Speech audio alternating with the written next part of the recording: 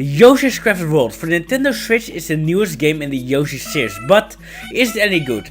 Let's find out.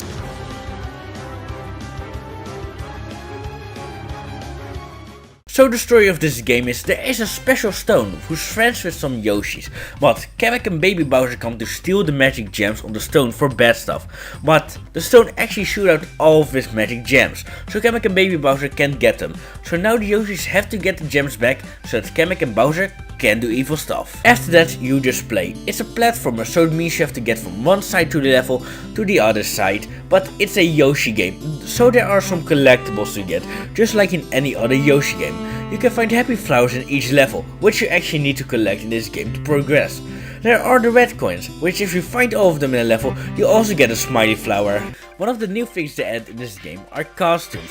They basically are extra hit points, but they look nice.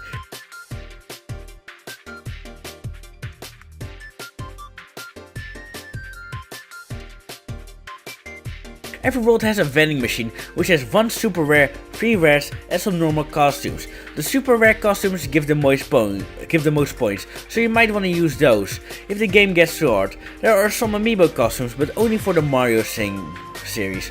One thing that I found a bit strange while playing is that when the costume breaks, you still have it, but you need to re-equip it, so basically it makes the game more easy than it already was. The level design in this game is really good. There wasn't a single level that I thought was boring, and that's because every level has a unique gimmick which rarely gets used in another level. Some of these levels are really creative. There's a level where you run away from a skeleton dinosaur, a forest level where Yoshi waits for a boss, and there's even a level where Yoshi goes to space. And in the space part of the level you can jump higher. Every level can also be played backwards. After you complete it, you can go in it from the flip side, where everything is flipped, and you can put your palms, which also give you smiley flowers. The levels are pretty easy, but that's why there are the collectibles. After I finished the game, I wasn't even close to having all of the smiley flowers. One of the first things I realized was that the worlds in this game are really small. Every world has only about 2 or 3 levels, which I quite like, so you can get a lot of variety with that kind of levels you can find. I already said that Yoshi goes to space and waits in a forest, but there's so much more. There's a world based around a Japanese castle, a horror themed world, and so much more.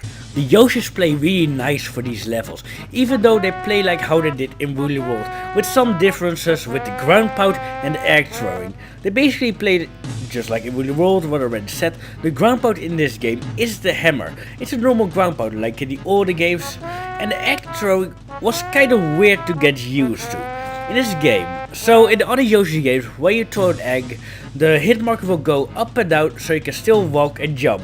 But in Crafted World, you can't walk or jump while using eggs, so you can actually choose where you want to throw.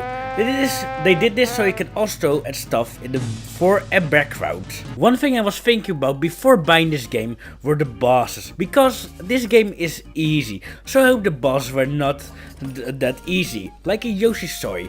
But they were alright. They were pretty interesting original bosses. Even though Bird was back, he actually was a completely new boss, which wasn't like any of the other fights against him. The music for the bosses was the same for all of them. I thought that this was some kind of sequel to Woolly World, so I thought the bosses would all have their own theme, but no. But the theme we got is in my opinion pretty good. It really sounds like something that will play when you will get to a fun part of a game.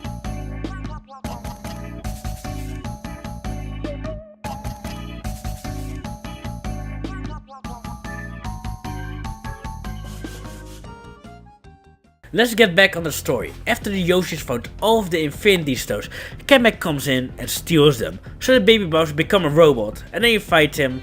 And I don't want to spoil much from this boss, so yeah. So after you beat the game, the Yoshis aren't done yet. Now you can find this little robot called Sprout. He will hide in every level. And there's also a secret world, but I'm not gonna spoil what's in that world. And that's basically Yoshi's Crafted World. A fun, kind of long, pretty interesting platformer with a lot of content and a nice but easy to understand story. The only thing that I thought this game was missing were the amiibo skins from Woolly World.